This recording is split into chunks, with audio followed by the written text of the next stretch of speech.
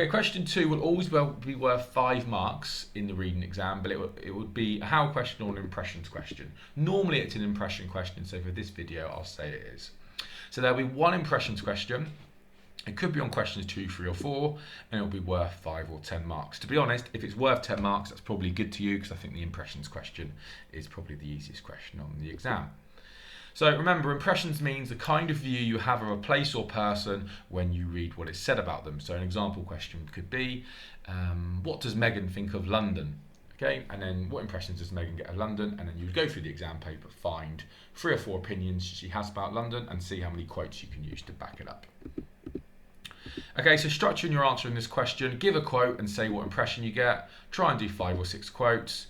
Don't write long PEs. Remember, if the quote is obvious, you don't always need to explain it. So for example, in one of the exam papers, it said, what does Megan think of London? And it literally says, Megan was disappointed with London. So for that one, you could just say, I think Megan is disappointed with London, put disappointed in quotes. You don't need to bother saying this suggests or anything like that. If it's really obvious, remember, just put the quotes in.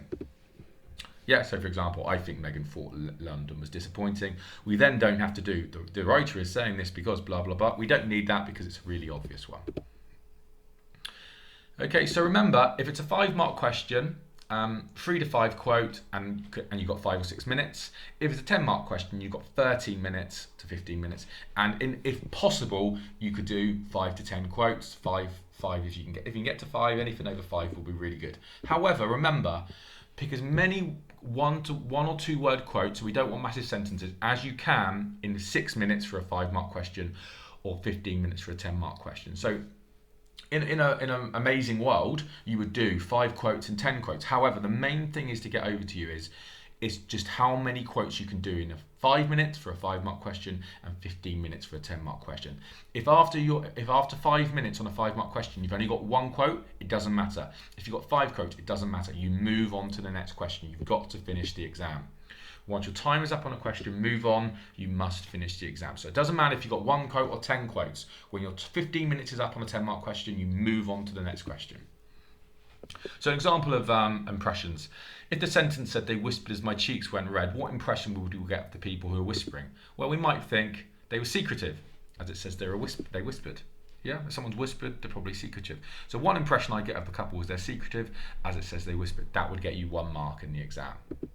Okay, again, my cheeks went red. What impression did you get of the person? Yeah, okay, well, one impression I get is they're embarrassed, as the cheeks went red. So give me an impression and give me a quote to back it up. Remember, if you've got an impression, say, and it says embarrassed, like this one, and you had 3 or 4 quotes that says it's embarrassed, shove them all in there. We love quotes. Okay, another one, this man. What impression do you get of this man? Well, if it says he beat his hands on the table, one impression I get of the man is he's angry, as it says beat his hands on the table. Okay, this quote was shrieked. So what impression does the word shrieked give me of the woman? Well, shriek gives me an impression that the girl is scared. So nice and simple. You don't have to do 4 or 5 sentence PEs.